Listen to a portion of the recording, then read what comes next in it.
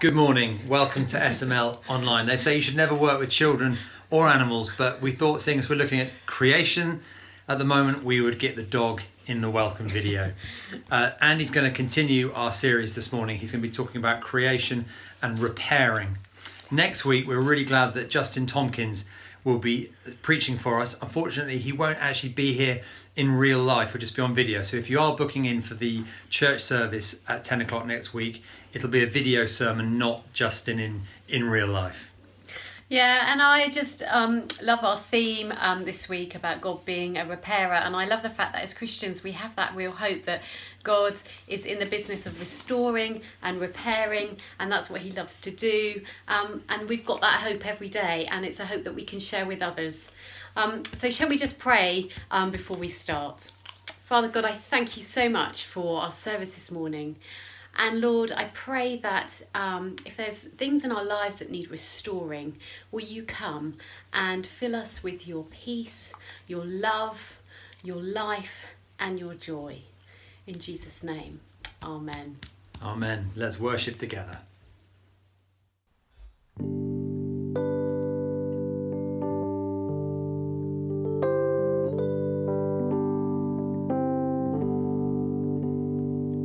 I stand amazed in the presence of Jesus the Nazarene, and wonder how he could love me, a sinner condemned and clean, singing how marvelous, how wonderful, and my song shall ever be.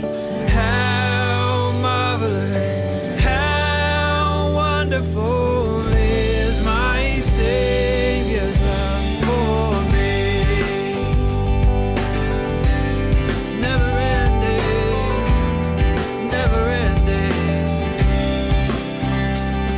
He turned my sins and my sorrow, he made them his very own, and he bore the burden to Calvary and suffered and died alone, singing how marvelous, how wonderful, and my song shall ever be. How marvelous, how wonderful is my Savior's love for me.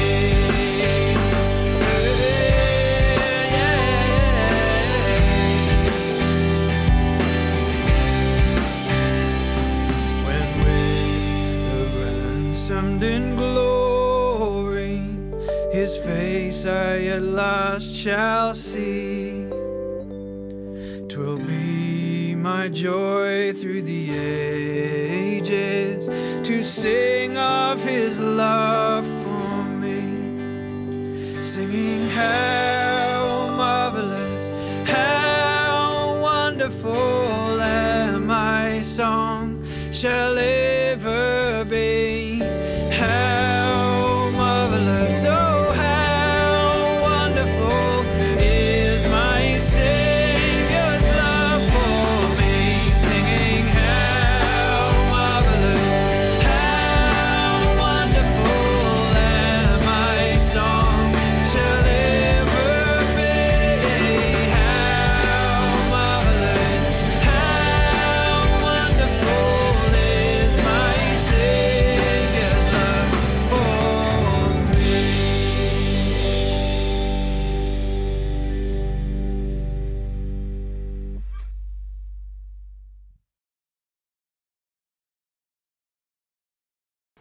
Action.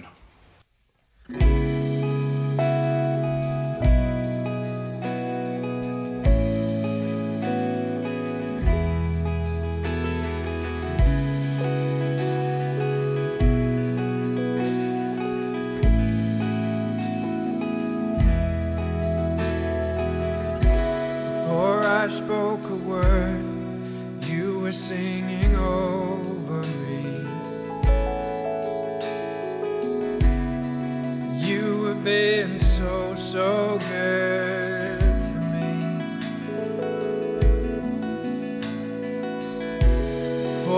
I took a breath, you breathed your life in me. And you have been so, so kind to me. And oh, the overwhelming, never-ending, reckless love of God. Oh, it chases me down, fights till I'm found, leaves the 99. And I couldn't earn it, I don't deserve it, still you give yourself away. And oh, the overwhelming, never-ending, reckless love of God.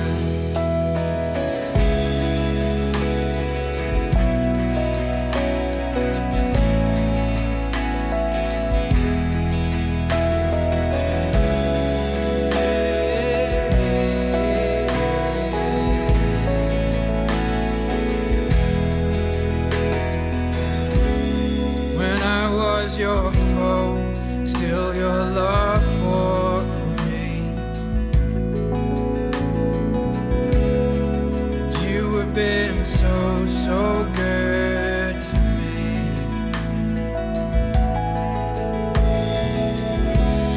When I felt no worth, you paid it all for me. And you have been so, so kind to me. Oh, the overwhelming, never-ending, reckless love of God. Oh, it chases me down, fights till I'm found, leaves the 99. I couldn't earn it, I don't deserve it, still you give yourself away. And oh, the overwhelming, never-ending, reckless love of God.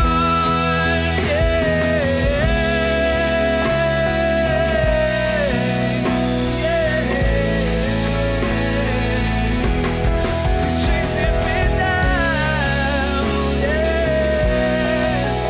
coming after me. There's no shadow you won't light up, mountain you won't climb up, coming after me. There's no wall you won't kick down, lie you won't tear down, coming after me. There's no shadow you won't light up, mountain you won't climb up, coming after me. There's no wall you won't kick down, lie you won't tear down, coming after me. There's no shadow you won't light up, mountain you won't climb up, coming after me. There's no wall you won't kick down, lie you won't tear down, coming after me. And oh, the overwhelming, never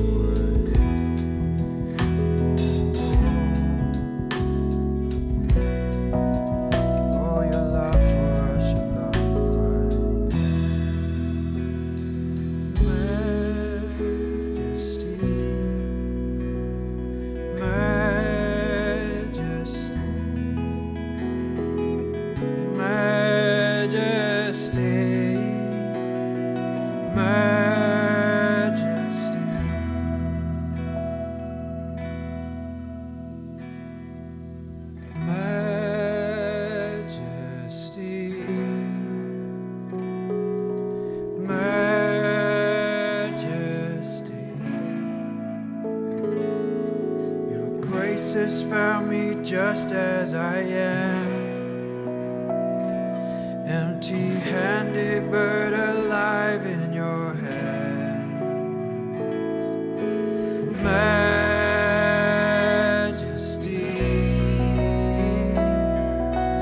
majesty.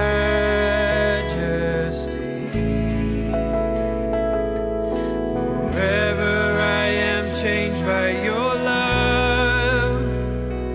In the presence of your majesty.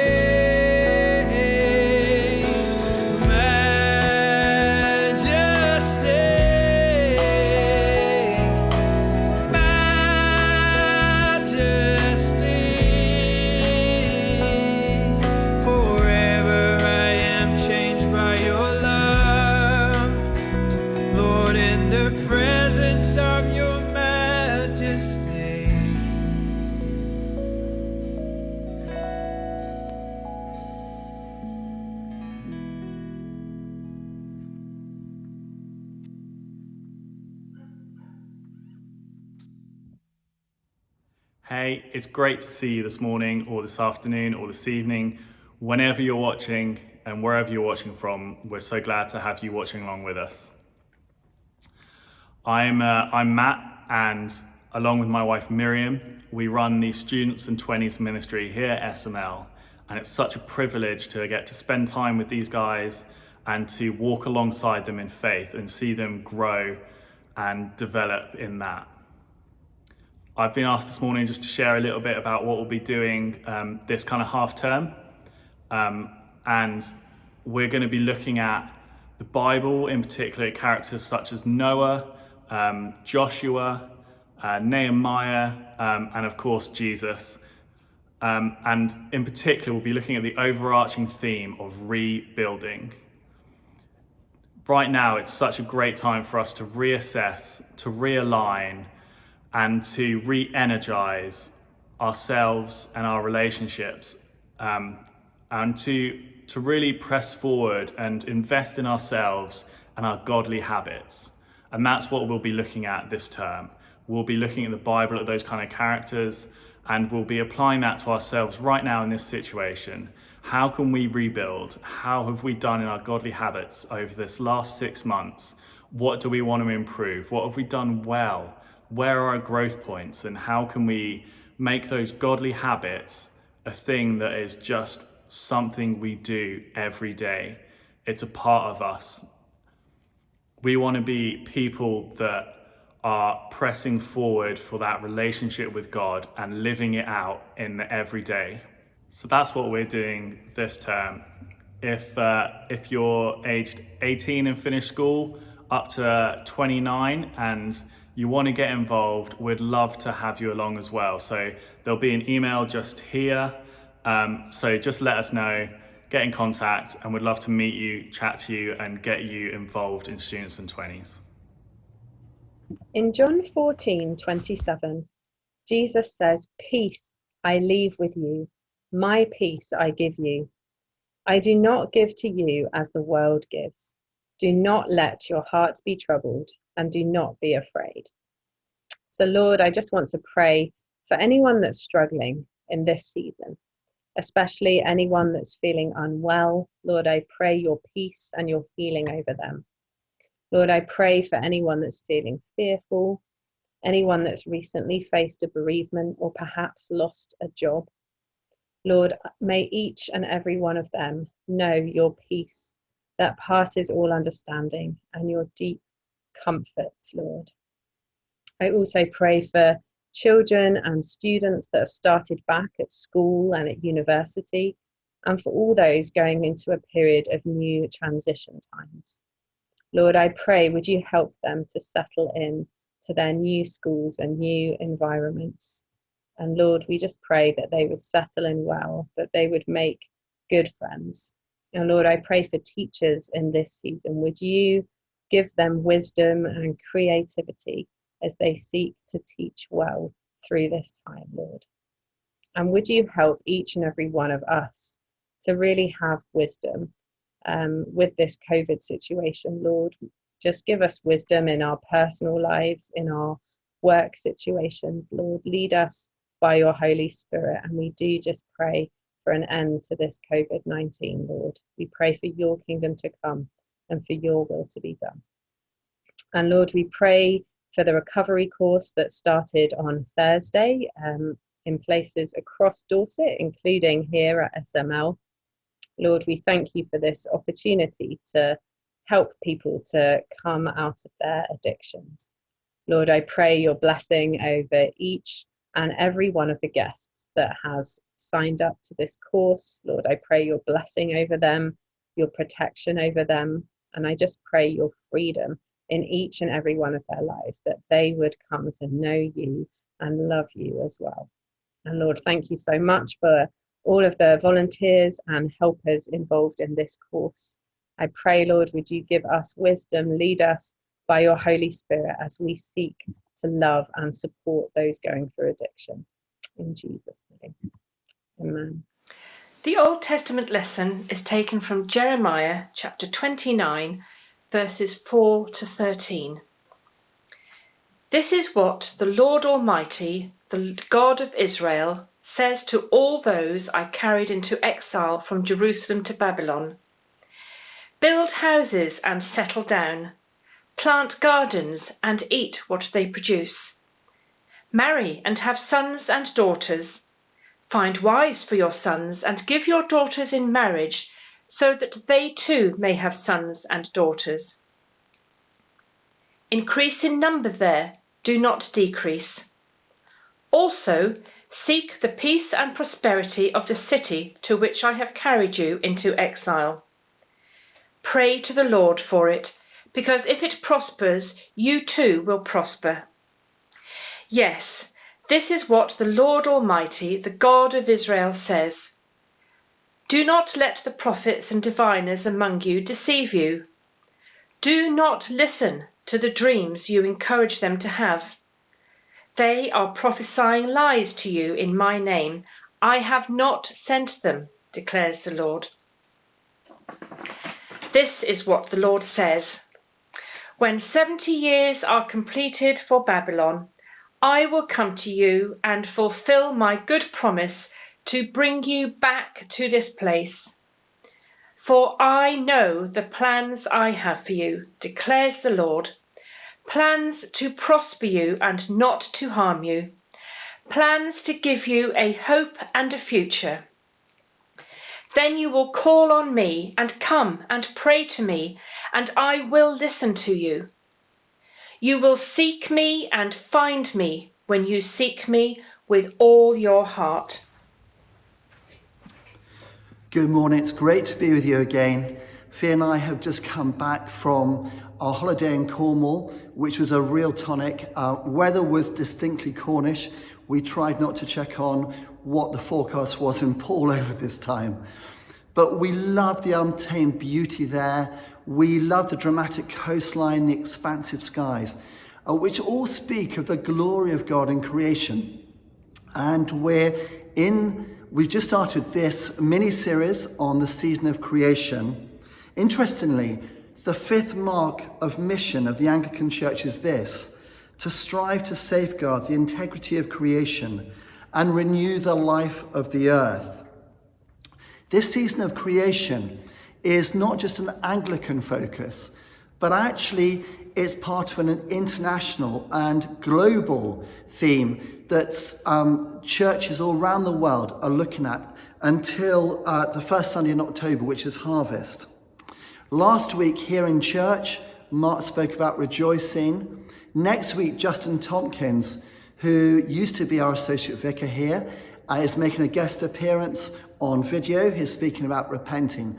And today we're thinking about repairing, about partnering with God in his work of repairing creation and society. So it's a vast topic, and obviously we can only take a brief snapshot this morning. Now, our reading from Jeremiah 29 might seem an unlikely reading, but I think we'll see that it's actually sharply relevant. Many of you will remember that 2 autumns ago, we studied an extended series on Jeremiah, which was hugely insightful, a real blessing to us. And a reminder that Jeremiah lived at the end of the 7th century, the beginning of the 6th century BC. He lived in unsettled times, much like ours. And our passage in chapter 29 is part of a letter that he wrote from Jerusalem to the leaders of God's people in exile in Babylon. And this letter really is a rebuke and a challenge. But ultimately, it's a message of hope. That well-known verse 11, "For I know the plans I have for you, declares the Lord. Plans for good and not for evil. Plans to give you a future and a hope." This letter is ultimately a message of hope, and it's about repairing. And it's interesting for us today because the theme of exile is very pertinent. You know, exile can be understood to mean to be where we wouldn't choose to be. When things feel unfamiliar, where it feels as though we're not at home. It's an experience of dislocation where everything feels slightly out of joint. And I think that has many resonances for where we find ourselves in these days too, doesn't it? We're aware, for instance, that our common home, our planet, is beginning to feel different. Things are changing. We're conscious of more extreme weather. Fee and I picked blackberries at the end of July this year. It used to be at the end of October. Much more starkly, David Attenborough's recent programme on extinction, The Facts, generated huge response. But it's a massive warning to us. It's a wake-up call. And where we've reached in terms of the COVID-19 pandemic, with rates of infection rising again, and we are just post-lockdown, but we're still pre-vaccine. And it does look as though the autumn and winter will be challenging. There is a sense of exile, things feeling different from what they had. Earlier in his walk with God's people, God had revealed himself to be Jehovah Rapha, God their healer. And that's true not just for individuals, but for the whole of creation. And in that astounding passage in Colossians 1, from verse 15 onwards, Paul highlights the staggering truth that in Jesus, God is reconciling all things, whether on earth or in heaven, all things through the cross. A great Ugandan bishop, Bishop Festo Kavendry, was once asked by a mother a question that her child had asked her that day. She said, "Bishop, what does God do all day?" And Festo simply replied, "He mends broken things." And as Christ followers, we partner with him in his work of repairing in these days, repairing in creation and society. And within this letter that we're studying from Jeremiah 29, we see a movement of repair in three directions. And the first is inwards. And what Jeremiah is saying here to the people is wake up. We can imagine how those in exile felt at the time. You know, they'd be thinking, how come we've been dragged off into the Babylonian desert? We can't understand the language. The food is strange, the schools are different, the plains are barren, there's no decent places of worship. And they longed for home. They simply ached for Jerusalem. And there's no doubt that they began to wallow in self-pity. And they had religious leaders, including lying prophets like Ahab and Zedekiah and Shemaiah, who nurtured this self-pity and stirred up discontent. In my mind, as I've read it again, it's reminded me of that kind of iconic Monty Python sketch about the dead parrot who's pining for the fields. That's the impression we're given in this passage. And Jeremiah aims to puncture this self-pity by challenging them. He kind of says in so many words, are you going to focus all your energy on what's wrong with the world and feel sorry for yourselves at the moment? Or will you focus your energy on seeking to live life at its best where you find yourselves right now and contribute to society.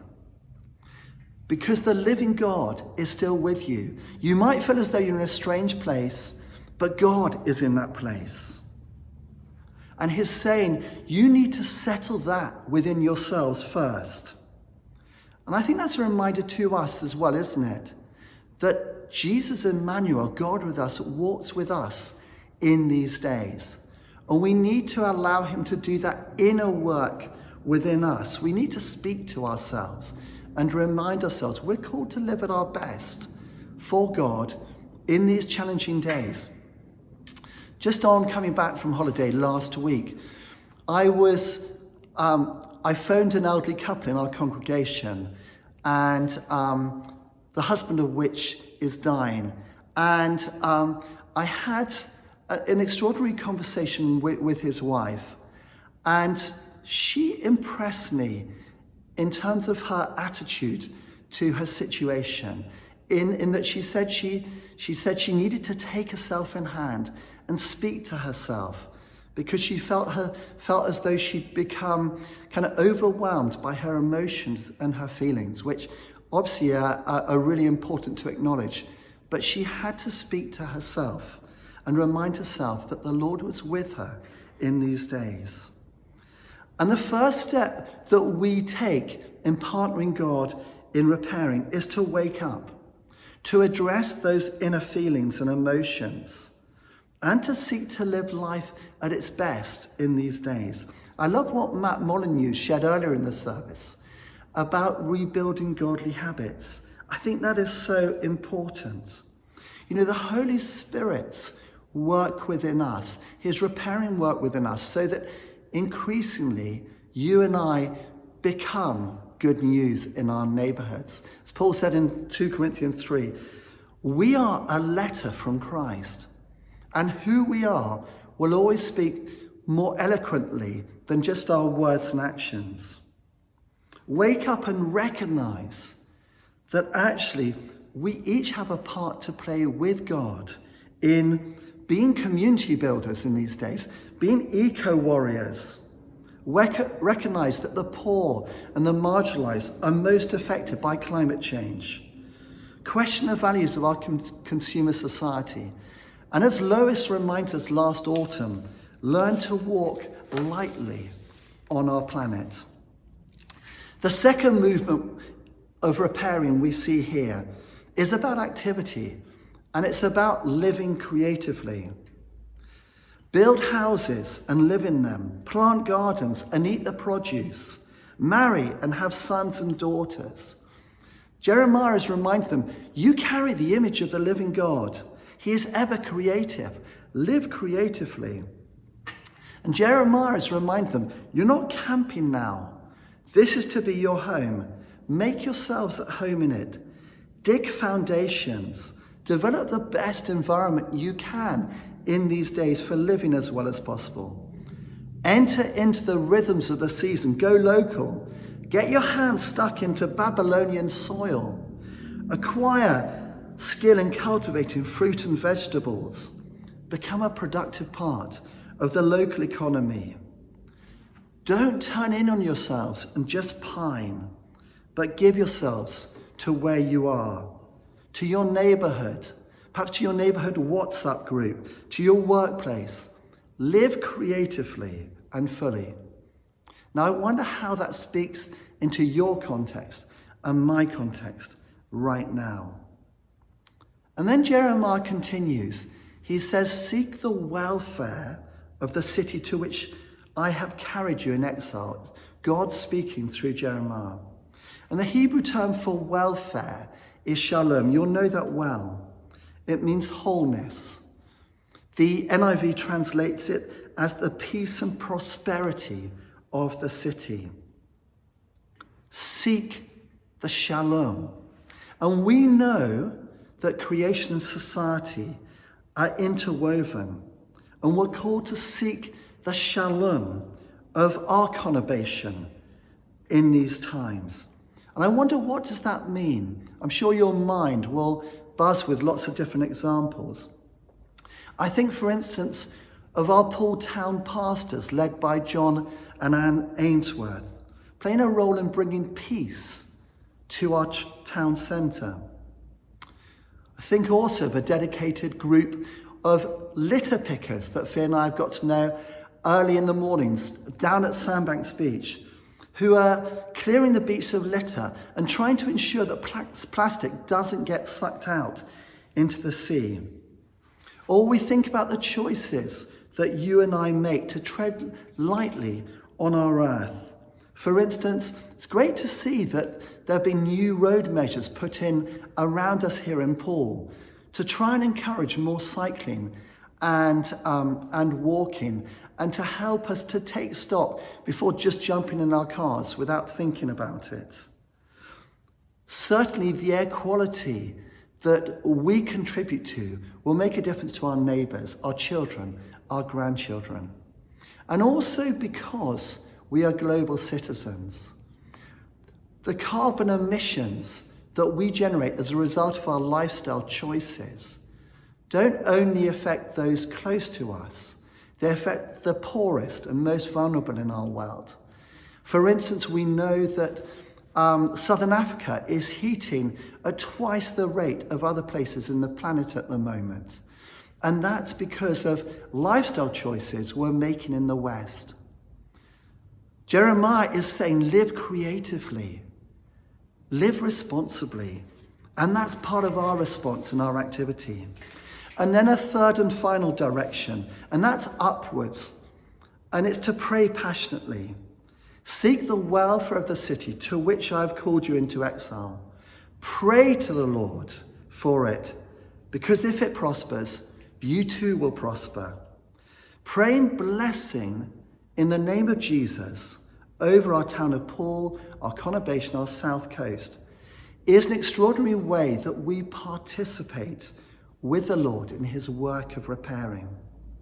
And it's interesting, isn't it, that God gives us the extra motivation, because if it prospers, if the city prospers, you too will prosper. And of course we know that's true. That's true for our local environment and ecology, isn't it? In terms of people's health. It's true in terms of a vibrant economy and our prayers for a more equal distribution of wealth.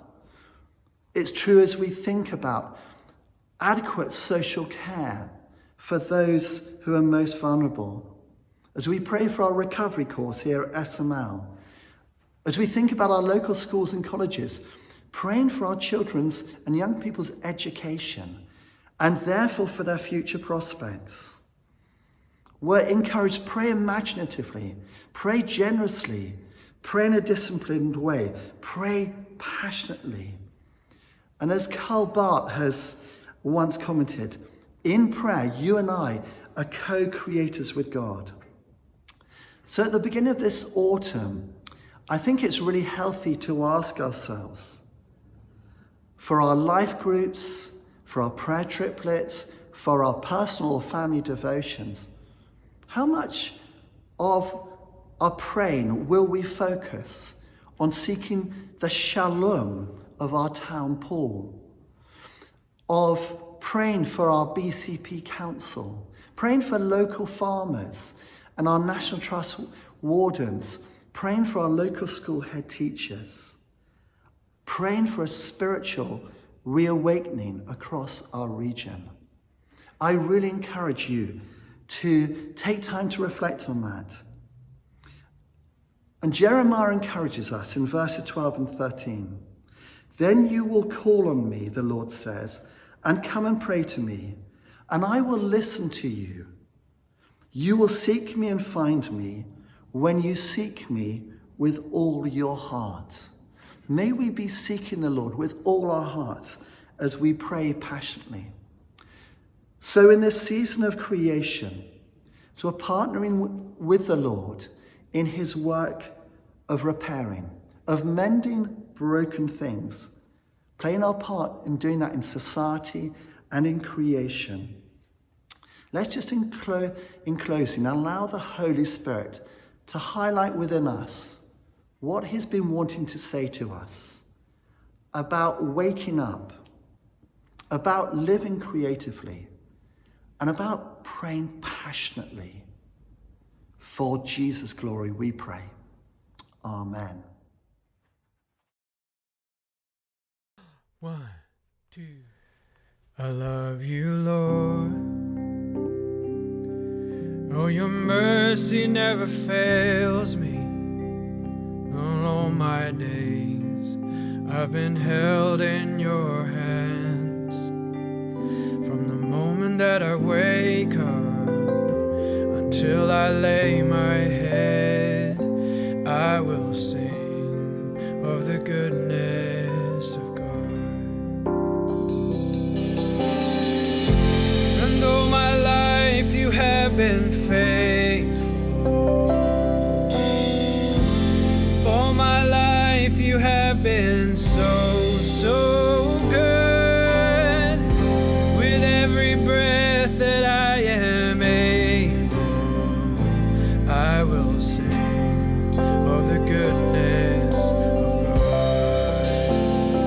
I love your voice. You have led me through the fire and darkest night. You are close like no other. I've known you as a father. I've known you as a friend, and I have lived in the goodness of God. And all my life you have been faithful. All my life you have been so good, yeah. With every breath that I am able, I will sing of the goodness of God. Your goodness runs after, your goodness is running after, it's running after me. Your goodness is running after, it's running after me. With my life laid down, I'm surrendered now. I give you everything. Your goodness is running after, it's running after me.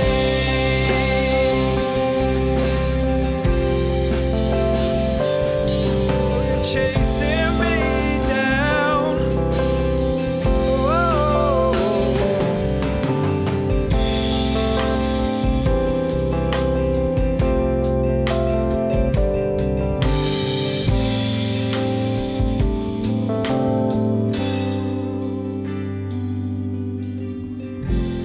All my life you have been faithful. All my life you have been so good to me. With every breath that I am able, I will sing of the goodness of God. And I will sing of the goodness of God. I will sing of the goodness of God.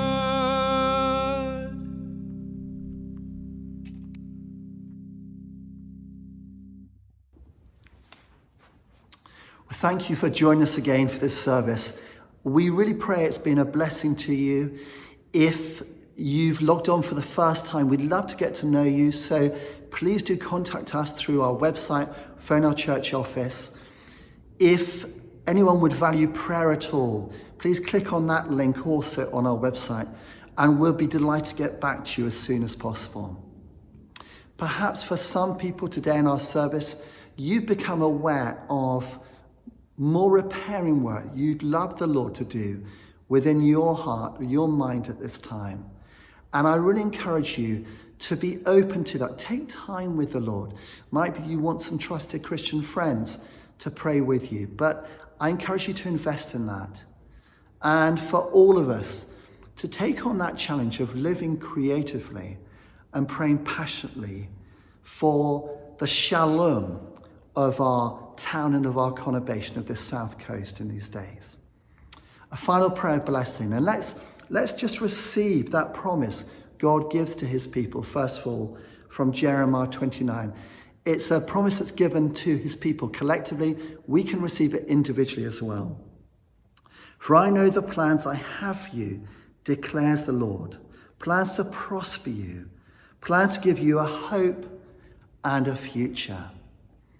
And the blessing of God Almighty, the Father, the Son, and the Holy Spirit be with you and with all whom you love, all who you serve, today, this week, and forevermore. Amen.